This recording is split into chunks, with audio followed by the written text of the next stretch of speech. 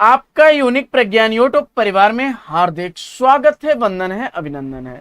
प्यारे साथियों, आज की पाठचर्या होने वाली है काफी महत्वपूर्ण, क्योंकि इस पाठचर्या में हम शामिल कर रहे हैं सामान्य हिंदी के उन महत्वपूर्ण प्रश्नों को जो आपको टीजीटी पीजीटी जैसी प्रवक्ता के साथ साथ सभी वनडे एग्जाम जैसे UP triple SC, UP PSC, UP लेखपाल, यूपीएसआई अथवा यूपी बीएड एंट्रेंस आदि सभी एग्जाम के लिए होने वाला है काफी लाभकारी। तो इस प्रैक्टिस सेट कॉल करना प्रारंभ करें। इससे पूर्व अगर वीडियो को पहली बार देख रहे हैं तो चैनल पर नए हैं तो कृपया चैनल को सब्सक्राइब कर लें और बगल में बने हुए बेल आइकन से ऑल बटन को प्रेस करें, जिससे कि आने वाले नए वीडियो नोटिफिकेशन आपको सबसे पहले मिल सके। तो बिना समय गवाए प्रारंभ करेंगे पाठचर्या और देखेंगे पाठचर्या का पहला प्रश्न। पहला प्रश्न है, जान पर खेलना मुहावरे का अर्थ क्या होगा? तो जान पर खेलना मुहावरे का अर्थ आपको बताना है, और अगर आपने जान पर खेलना मुहावरे का अर्थ प्राणों को संकट में डालना सेलेक्ट किया है विकल्प ए, तो बिल्कुल सही उत्तर के साथ हैं आप। अगला प्रश्न है कि कौन सा छंद 22 से 26 वर्ण तथा 4 चरणों वाला छंद इसमें है? इसका आपको जवाब बताना है, और अगर उत्तर में आपने सेलेक्ट किया है विकल्प सी सवैया, तो बिल्कुल सही उत्तर के साथ हैं आप। अगला प्रश्न है कि आवश्यकता से अधिक धन का त्याग क्या कहलाता है? तो आवश्यकता से अधिक धन का त्याग करना आपका कहा जाता है अपरिग्रह, विकल्प 20 का राइट आंसर।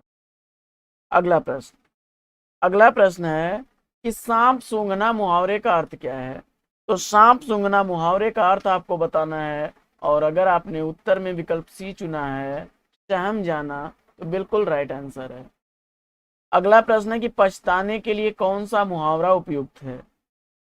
पछताने के लिए कौन सा मुहावरा उपयुक्त है? और अगर आपने उत्तर में जो है हाथ मलना बताया विकल्प सी, तो भैया बिल्कुल सही जवाब के साथ हैं आप।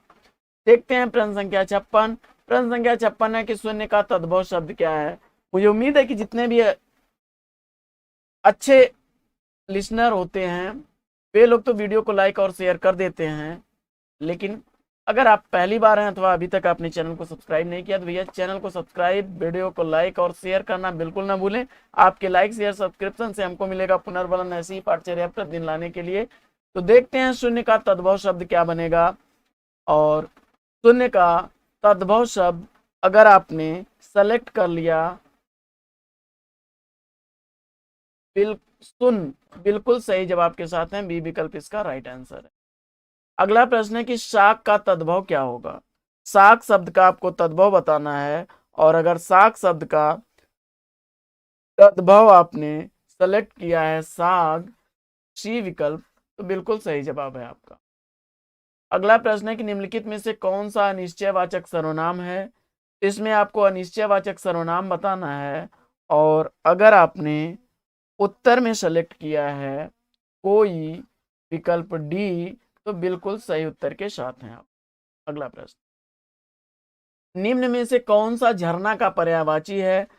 और अगर आपने झरना का पर्यायवाची इसमें सेलेक्ट किया है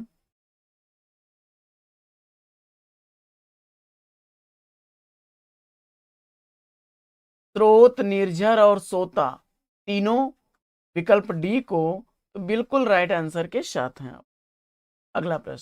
अगला प्रश्न है कि आधा गांव के रचयिता कौन है? तो आधा गांव बड़े ही चर्चित उपन्यासकार हैं, लिखा गया है राही मासूम रजा जी द्वारा, विकल्प ए इसका राइट आंसर।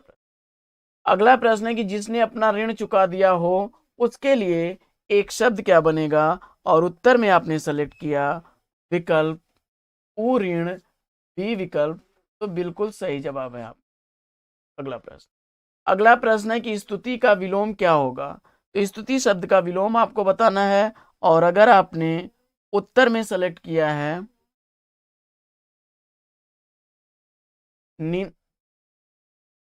निंदा, ए विकल्प बिल्कुल सही जवाब है।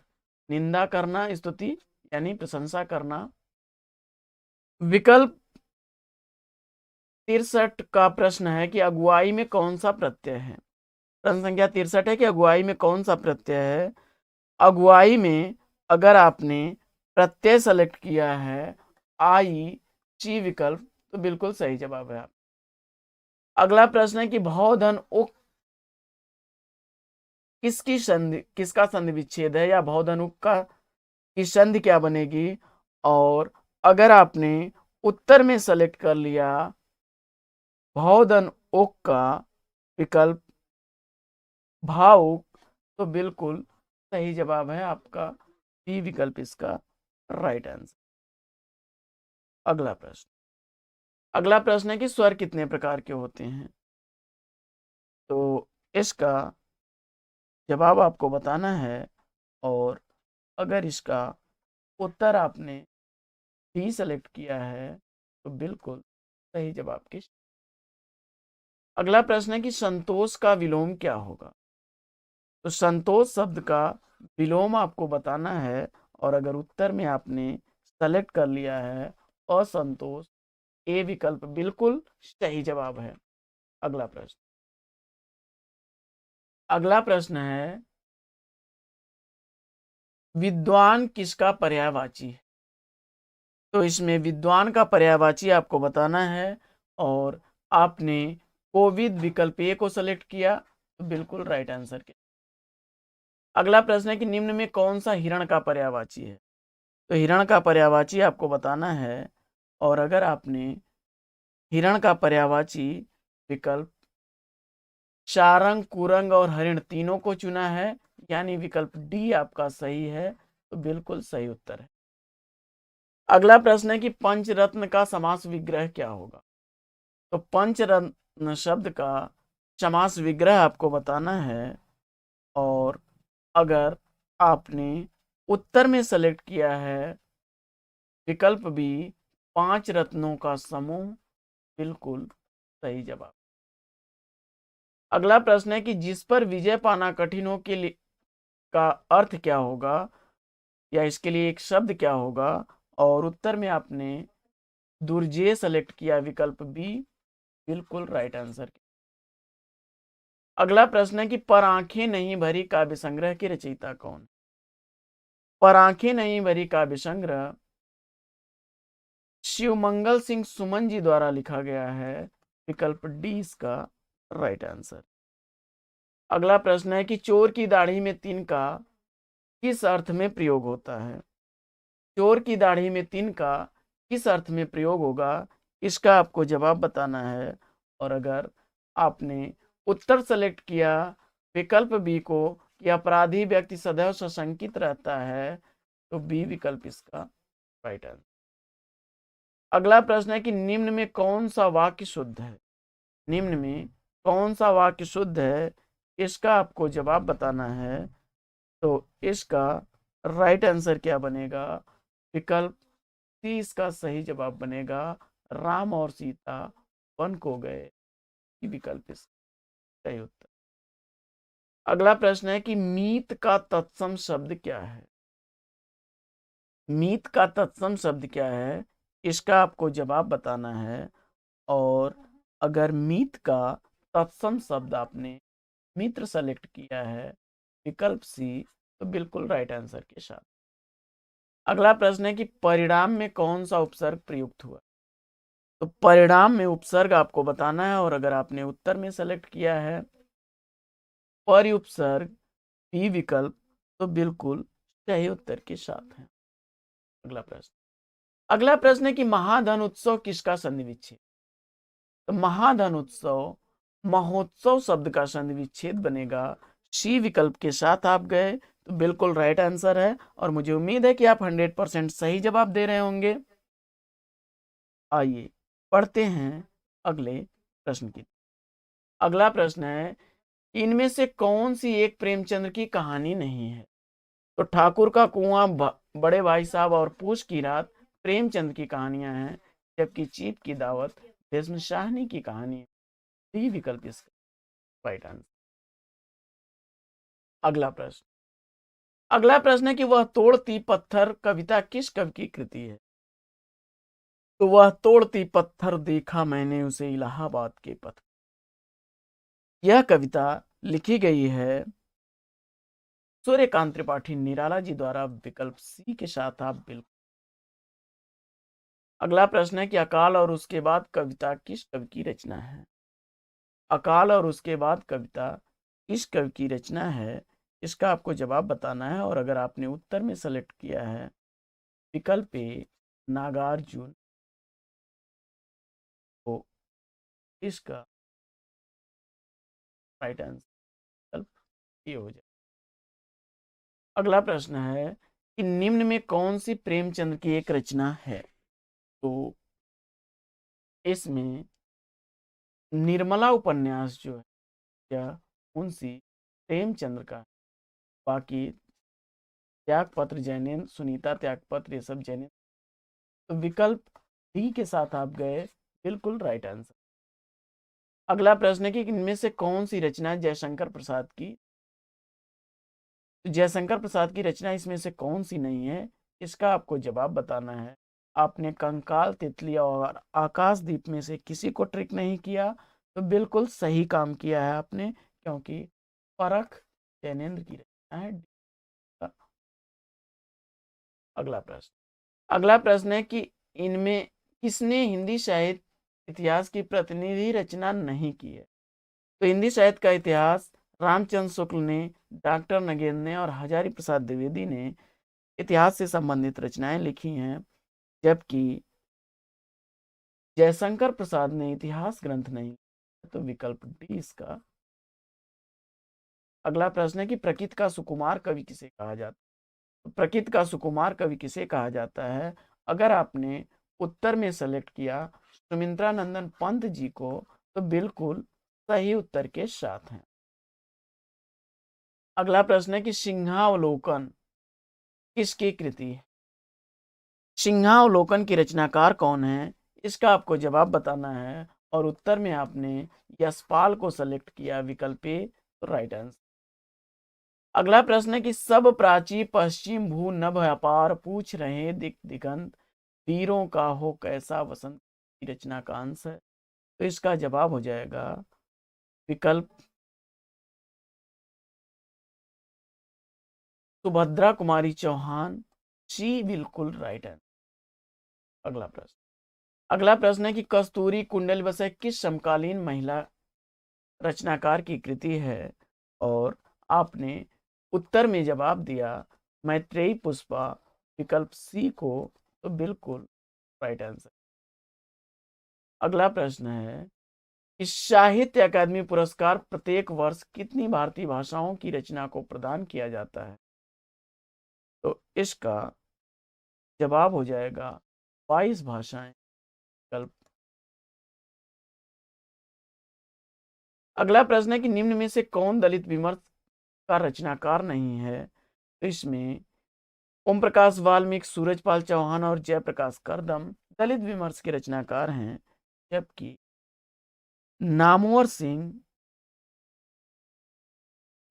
सिंह जो हैं यह एक प्रसिद्ध आलोचक के रूप में इसका राइट।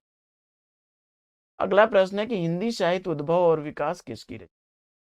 हिंदी साहित्य उद्भव और विकास यह आचार्य हजारी प्रसाद द्विवेदी की रचना है, बी। अगला प्रश्न है कि निम्न में से कौन सा शब्द वर्तनी की दृष्टि से शुद्ध है।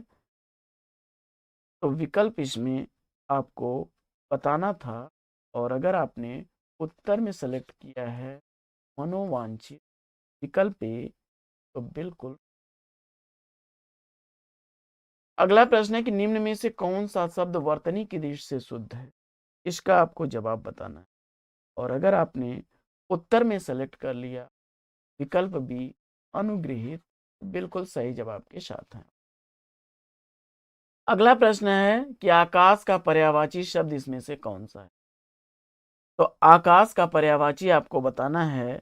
और अगर आपने आकाश शब्द का पर्यायवाची अंबर सेलेक्ट किया है, तो बिल्कुल सही जवाब। अगला प्रश्न है कि घ का उच्चारण स्थान क्या होगा। अकुह विसर्जनिया कंठ सूत्र से आप विकल्प बी को ट्रिक करिए बिना सोचे समझे, और आपने कंठ सेलेक्ट किया, तो बिल्कुल सही उत्तर है आपका। ज्ञा वर्ण किन वर्णों के संयोग से बनता है। तो ज्ञा वर्ण आपका किन वर्णों के संयोग से बनेगा, इसका आपको जवाब बताना है। तो आप जानते हैं कि यह वर्ण जो होता है यह य और या के योग से राइट आंसर विकल्प बी इसका। अगला प्रश्न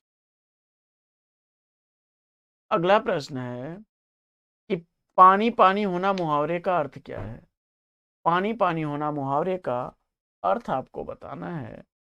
अगर आपने पानी पानी होना मुहावरे का अर्थ बताया बहुत शर्मिंदा होना, तो बिल्कुल राइट आंसर। अगला प्रश्न है कि अति उपसर्ग में निम्न में से कौन सा शब्द नहीं बना। इसमें आपका राइट आंसर बनेगा, देखिए, अति धन युक्ति, अति धन रिक्त और अति धन शय, लेकिन अधीन में अति उपसर्ग नहीं का राइट। अगला प्रश्न है कि जो विज्ञान जानता हो उसके लिए एक शब्द क्या बनेगा, और उत्तर में आपने वैज्ञानिक बता दिया, ये विकल्प इसका राइट आंसर। अगला प्रश्न है कि निम्न में आदि का विलोम क्या होगा। तो आदि का विलोम आपको बताना है, और अगर आपने आदि का विलोम सेलेक्ट किया है अंत, बिल्कुल राइट आंसर। और शर्वरी, ज्यामिनी तथा रजनी किसके पर्यायवाची हैं। तो इसमें आपने उत्तर सेलेक्ट किया अगर रात को, बिल्कुल सही जवाब। अगला प्रश्न है कि चट्टान शब्द किस लिंग से संबंधित। तो अगर आपने चट्टान शब्द को स्त्रीलिंग सेलेक्ट किया, शब्द क्या बनेगा इसका आपको जवाब बताना है। और क्षणिक शब्द का अगर विलोम आपने सेलेक्ट कर लिया विकल्प सी शाश्वत को, तो बिल्कुल सही जवाब के साथ हैं आप। और अगला प्रश्न है प्रश्न संख्या 52 की द्रुत गमन करने वाले के लिए एक शब्द क्या बनेगा। तो द्रुत गमन करने वाले के लिए एक शब्द आपको चयन करना है, और आपने शब्द चयनित कर लिया द्रुतगामी, विकल्प बी को, तो बिल्कुल सही जवाब है आपका। अगला प्रश्न है कि गांठ में बांधना मुहावरे का सही अर्थ क्या है। तो गांठ में बांधना मुहावरे का अर्थ आपको बताना है, और अगर इस प्रश्न का उत्तर आपने खूब याद करना विकल्प बी चयनित किया, तो बिल्कुल राइट आंसर के साथ हैं आप। प्रश्न का स्तर बहुत ही सामान्य है साथियों, तो मुझे उम्मीद है कि आप 100% इसे हल करने का प्रयास करेंगे।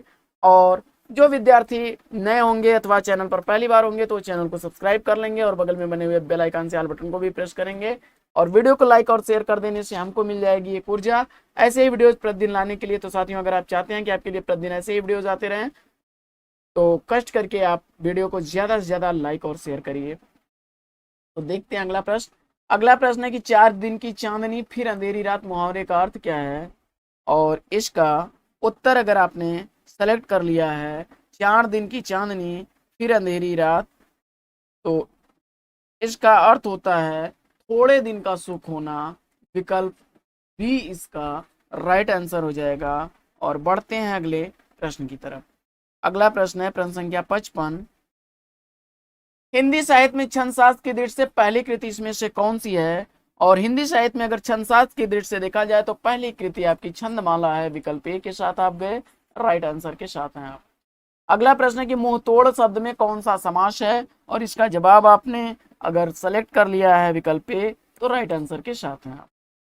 अगला प्रश्न है कि पाप और पुण्य शब्द में समास आपको बताना है, तो पाप और पुण्य विग्रह के अनुसार, विकल्प डी के साथ आप गए, द्वंद्व में, तो बिल्कुल राइट आंसर के साथ हैं आप। आइए साथियों देखते हैं अगला प्रश्न। अगला प्रश्न है कि उन्मुख का विपरीतार्थक शब्द आपको बनाना है, तो उन्मुख का विपरीतार्थक शब्द क्या बनेगा। तो फटाफट उन्मुख का विलोम बता दीजिए, और इसका विलोम आपने सेलेक्ट कर लिया विमुख, तो बिल्कुल सही उत्तर के साथ हैं आप। अगला प्रश्न है कि उज्जैनी में कौन सा उपसर्ग है। तो उज्जैनी में उपसर्ग आपको बताना है, और अगर उज्जैनी में आपने उत उपसर्ग सेलेक्ट किया तो सही उत्तर के साथ हैं आप। अगला प्रश्न है कि दुर्जन में कौन सा समास है। दुर्जन में कौन सा समास है, विकल्प सी इसका राइट आंसर है। डी विकल्प इसका सही उत्तर है। अगला प्रश्न है कि दुर्योधन में उपसर्ग बताइए। दुर्योधन में कौन सा उपसर्ग है, इसका आपको जवाब बताना है और इसका सही उत्तर आपको विकल्प, आपने अगर दुर सेलेक्ट किया है तो राइट आंसर के साथ है। दुर्योधन में दुर उपसर्ग लगा हुआ है। अगला प्रश्न, अगला प्रश्न है कि तृष्णा में कौन सी संधि है, तो इसका जवाब अगर आपने व्यंजन संधि चुना सही उत्तर के साथ है। आइए बढ़ते हैं अगले प्रश्न की तरफ। और अगला प्रश्न है कि सदाचार में कौन सी संधि है, तो सदाचार में आपको संधि बताना है और सदाचार में आपने संधि सेलेक्ट कर लिया व्यंजन, तो बिल्कुल सद्धनाचार सदाचार ए के साथ राइट आंसर पर है। अगला प्रश्न है कि किस समास में दोनों पद मिलकर एक नया अर्थ देते हैं, तो जवाब इसका बड़ा ही आसान सा है और मुझे उम्मीद है कि आपने बहुव्रीहि को सेलेक्ट किया होगा। प्रश्न संख्या 64 का उत्तर बहुव्रीहि आपने सेलेक्ट किया तो राइट आंसर के साथ है। और अगला प्रश्न है कि दूध का दूध पानी का पानी मुहावरे का अर्थ क्या होगा, तो दूध का दूध और पानी का पानी मुहावरे का अर्थ आपको बताना है और आपने इसका उत्तर चयनित किया कि सही निर्णय देना, सही न्याय करना, विकल्प बी तो राइट आंसर है आप। और अगला प्रश्न है कि ठाड़े हैं नो द्रुम डार गहे धनु कांधे धरे न सायक लय, उपयुक्त पंक्तियों में कौन सा छंद है, इसका आपको जवाब बताना है और इसका जवाब आपने सवैया छंद सेलेक्ट किया विकल्प ए को तो राइट आंसर है आपका। अगला प्रश्न, कोई पत्ता नवल तरु का पीत जो हो रहा हो, तो प्यारे के दृग युगल के सामने ला उसे ही, धीरे धीरे संभल रखना और उन्हें यूं बताना, पीला होना प्रबल दुख से प्रेसिता सा हमारा। उपयुक्त पंक्तियों में अलंकार आपको बताना है, इसमें आपको छंद बताना है कि कौन सा छंद है और इसका उत्तर अगर आपने चयनित कर लिया है मंदाक्रांता छंद बी विकल्प को तो राइट आंसर है आपका। अगला प्रश्न है कि शुद्ध वर्तनी का शब्द इसमें से कौन सा है, प्रश्न संख्या 68 की अगर शुद्ध वर्तनी आपने विकल्प सी कौतूहल सुना है तो बिल्कुल राइट आंसर के साथ है। अगला प्रश्न है कि मानक हिंदी में पश्चिमी हिंदी की किन ध्वनियों का लोप हो गया, अगर इसका उत्तर आपने चयनित किया है वित्त विकल्प ए को तो राइट आंसर है। अगला है कि सही वर्तनी वाला शब्द आपको चयन करना है और 70 में अगर आपने अपवंचक शब्द विकल्प ए को चुना तो राइट आंसर के साथ हैं। अगला प्रश्न है कि हिंदी की उपभाषाओं की संख्या कितनी है, तो हिंदी में उपभाषाओं की संख्या 5 है, डी विकल्प इसका सही उत्तर है। अगला प्रश्न है कि अधीर का पर्यायवाची क्या बनेगा, और अधीर का पर्यायवाची अगर आपने व्यग्र विकल्प सी चुना तो राइट आंसर के साथ हैं आप। अगला प्रश्न है कि अनार का पर्यायवाची क्या होगा, अनार शब्द का पर्यायवाची आपको बताना है और अगर इसका उत्तर आपने विकल्प बी चुन लिया दाड़िम तो राइट आंसर है आपका। अगला प्रश्न है कि उत्कृष्ट का विलोम क्या होगा, तो उत्कृष्ट का विलोम आपको बताना है और उत्कृष्ट का विलोम आपने निकृष्ट सेलेक्ट किया विकल्प सी तो राइट आंसर के साथ है। अगला प्रश्न है कि गुण युक्त किस प्रकार का समाप्त है, गुण से युक्त यानी प्रश्न संख्या 75 का राइट आंसर तत्पुरुष बनेगा, बी विकल्प इसका राइट आंसर। अगला प्रश्न है कि निम्नलिखित में से कौन सिंह का पर्यायवाची नहीं है, तो सिंह का पर्यायवाची इसमें से कौन सा नहीं है, इसका आपको जवाब बताना है और अगर प्रश्न संख्या 76 का उत्तर आप बताते हैं विकल्प डी तणित तो बिल्कुल राइट आंसर है। अगला प्रश्न है कि निम्नलिखित में से महादेव का पर्यायवाची शब्द कौन सा है, इसका आपको जवाब बताना है और अगर प्रश्न संख्या 77 का जवाब आपने सेलेक्ट कर लिया विकल्प सी को तो बिल्कुल राइट आंसर है आपका। दुर्जटी शब्द महादेव का पर्याय है। और समन्वय का सही संधि विच्छेद क्या होगा, और समन्वय का सही संधि विच्छेद अगर आपने चयनित कर लिया है विकल्प समधन अनुधन अय तो सी विकल्प इज राइट आंसर। अगला प्रश्न है कि चिड़िया आकाश में उड़ रही है, वाक्य में उड़ना किस प्रकार की क्रिया है, इसका आपको जवाब बताना है और अगर इसका उत्तर आपने चयनित किया है अकर्मक क्रिया तो बिल्कुल सही जवाब है आपका। अगला प्रश्न है कि प्रतिदिन में किस समास का उदाहरण है, ये आपको जवाब बताना है। तो प्रतिदिन, आज, जन्म, ये सब जो है आमरण किस समास के उदाहरण होते हैं? तो आपने अव्ययी भाव बताया, बिल्कुल सही जवाब। अगला प्रश्न है कि मेरे पांचों लड़के शहर में पढ़ते हैं, इस वाक्य में पांचों में कौन सा विशेषण है, इसका आपको जवाब बताना है। और अगर आपने इसका उत्तर सेलेक्ट कर लिया विकल्प बी, संख्यावाचक विशेषण, तो बिल्कुल सही उत्तर के साथ में। अगला प्रश्न है कि तुम्हारे घर में कौन है, इस वाक्य में किस कारक का प्रसर्ग प्रयुक्त हुआ है? और प्रश्न संख्या 82 का अगर उत्तर आपने संप्रदान कारक विकल्प डी चुना है, तो बिल्कुल में पे पर बिल्कुल सही जवाब है आपका। अगला प्रश्न है कि इनमें से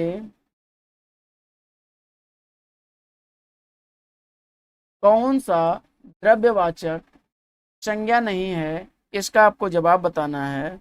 और इसका जवाब अगर आपने सेलेक्ट किया 83 का विकल्प सी, तो बिल्कुल राइट आंसर है। नदी द्रव्यवाचक संज्ञा नहीं है, जबकि तेल, सोना और पानी द्रव्यवाचक संज्ञा के उदाहरण हैं। अगला प्रश्न है कि निम्नलिखित में से कौन सी जातिवाचक संज्ञा है? और जातिवाचक संज्ञा, अगर इसमें आपने प्रश्न संख्या 84 का उत्तर चुना भाई विकल्प सी को, तो बिल्कुल सही उत्तर के साथ हैं। अगला प्रश्न है कि निम्नलिखित में से कौन सा शब्द तत्सम नहीं है? कौन सा शब्द तत्सम नहीं है, इसका आपको जवाब बताना है। और अगर आपने उत्तर आम को चुना, तो बिल्कुल राइट आंसर है, आम्र इसका तत्सम बनेगा। अगला प्रश्न है कि दुग्ध तत्सम शब्द का तद्भव क्या बनेगा? और दुग्ध शब्द का अगर तद्भव आपने विकल्प दूध बताया, तो बिल्कुल सही जवाब है आपका। अगला प्रश्न है कि निम्न में से किस शब्द में शुद्ध मात्रा प्रयुक्त हुई है, इसका आपको जवाब बताना है। और अगर इस प्रश्न का उत्तर आपने चयनित कर लिया विकल्प रेणु, तो बिल्कुल राइट आंसर के साथ हैं, सी विकल्प इसका राइट आंसर है, जबकि अन्य विकल्प इसके गलत हैं। अगला प्रश्न है कि जो भाषा किसी देश की जनता की जागृति से जुड़कर व्यापकता ग्रहण करती है, वह कौन सी होती है? तो इसका उत्तर हो जाएगा, उसे राष्ट्रभाषा कहते हैं, बी विकल्प इसका सही उत्तर। अगला प्रश्न है कि आस्तिक का विलोम क्या बनेगा? और आस्तिक का विलोम आपने सेलेक्ट कर लिया नास्तिक विकल्प सी, तो बिल्कुल सही उत्तर के साथ हैं। अगला प्रश्न है कि निम्नलिखित में से कौन वर्णिक वृत्त नहीं है, इसका आपको जवाब बताना है। और अगर इस प्रश्न का उत्तर आपने विकल्प सी चुना है घनाक्षरी, बिल्कुल सही जवाब है आप। अगला प्रश्न है कि उत्तर मध्यकाल को कहा जाता है, तो उत्तर मध्यकाल को कहा जाता है रीतिकाल, विकल्प सी इसका राइट आंसर। अगला प्रश्न है कि कान लगाना किस मुहावरे का अर्थ है? कान लगाना किस मुहावरे का अर्थ है? तो इसका जवाब हो जाएगा ध्यान देना, विकल्प ए इसका राइट आंसर।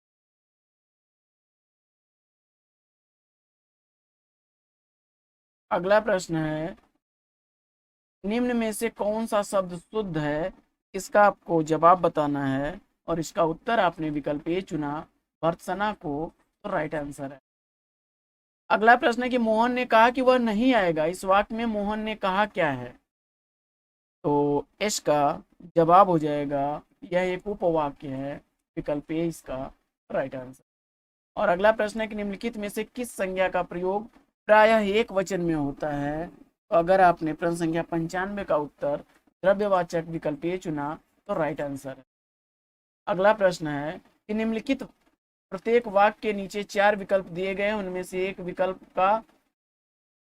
विकल्प उक्त वाक्य का शुद्ध रूप है, उसका आपको चयन करना है। और प्रश्न संख्या 96 का अगर उत्तर आप चयनित करते हैं कमरा लोगों से लबालब भरा है, तो इसका होगा कि कमरा लोगों से ठसाठस भरा है, न कि लबालब। लबालब तरल पदार्थों के लिए प्रयुक्त होता है, विकल्प ए इसका राइट आंसर।